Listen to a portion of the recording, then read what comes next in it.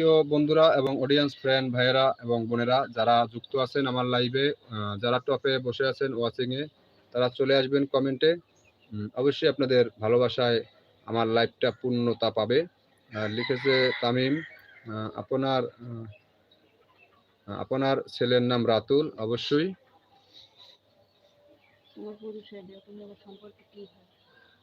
তাহলে তামিম, তুমি তো আমার একেবারে খুব নিকট আত্মীয়, তাহলে তুমি পরিচয়টা দাও। তুমি কোন তামিম? আমার আমার চাস্তো সুমন্দির ছেলে আছে তামিম, তারপরে আমার আপন সুমন্দির শালা,